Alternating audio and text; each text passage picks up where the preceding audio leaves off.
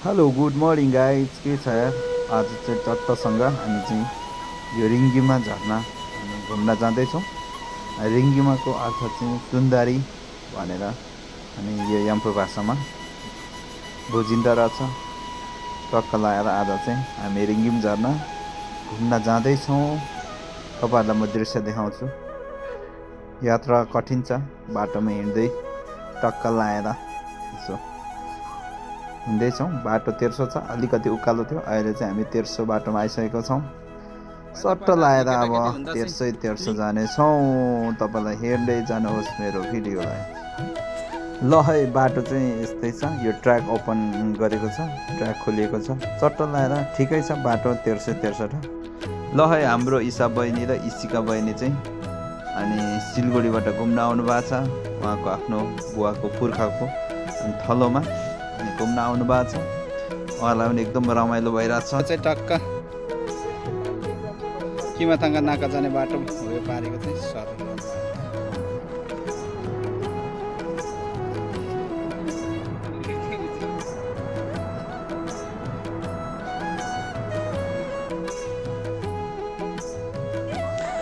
ल है हामी चाहिँ टक्क लगाएर अब चाहिँ तेर्सो बाटो लगभग सकिन आँट्यो।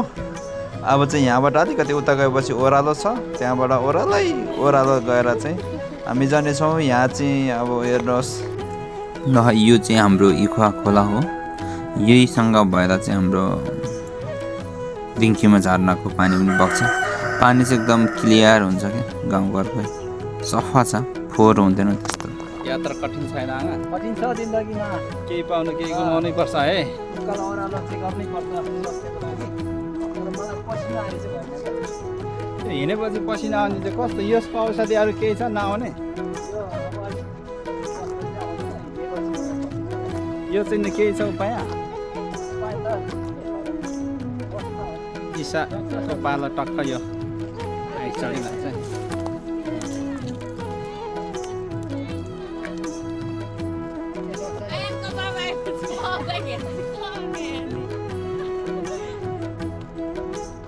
ल है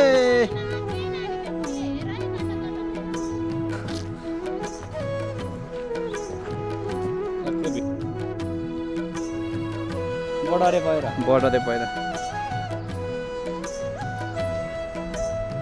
मैले अस्ति तलबाट खिचेको थिएँ नि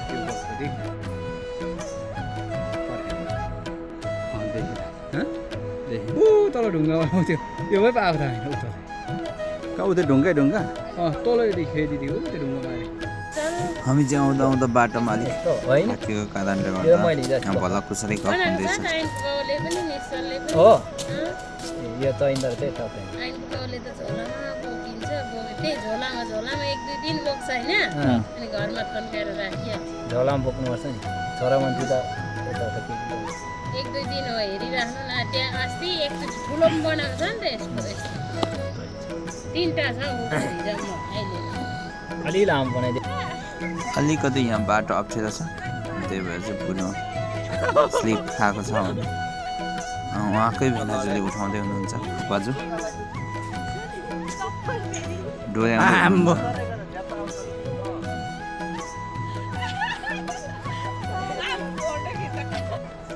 त्यो अप्ठ्यारो सकिसकेपछि चाहिँ भर्याङ यो खालको सिडीवाला बाटो छ। अनि तलसम्म जबसम्म पुगिँदैन तबसम्म नै यो सिडी छ।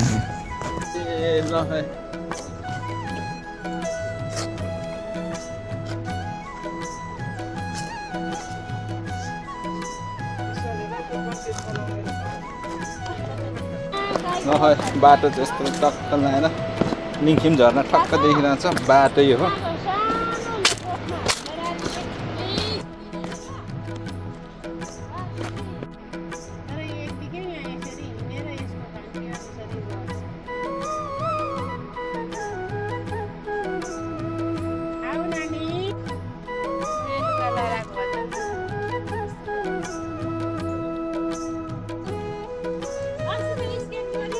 ल है बाटो एकदम रमाइलो छ।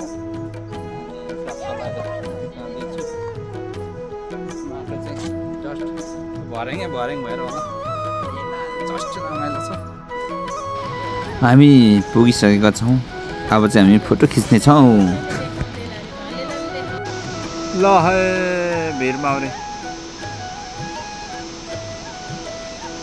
टाढोबाट दृश्य लिएको यो चाहिँ हो भिरमाउरे।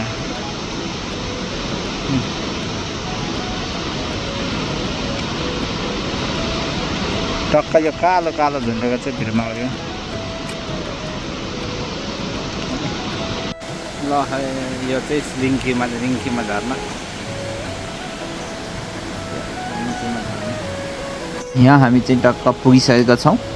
अब चाहिँ हामी फोटोसोटो खिच्ने अनि भइरहेछ। बुनुले पोज दिइराखेको छ। पालै पाला हाम्रो फोटोहरू हामी खिच्दैछौँ। काका भतिज हामी जाने टिम म स्वयं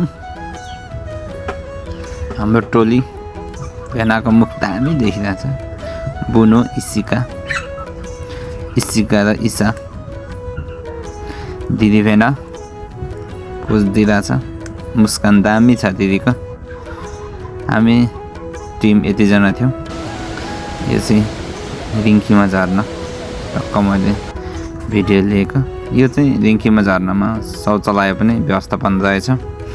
अनि यो चाहिँ शौचालय अगाडि यसो प्रतीक्षालय जस्तो बनाएको रहेछ। खुसी लाग्यो। हामी चाहिँ पुग्ने बेलामा बेलुकी भइसकेको थियो। हामी चाहिँ बिस्कुट चाउचाउ र बासी भात खाएर चाहिँ अनि जाडोमा जिउ तताएर हामी फर्क्यौँ।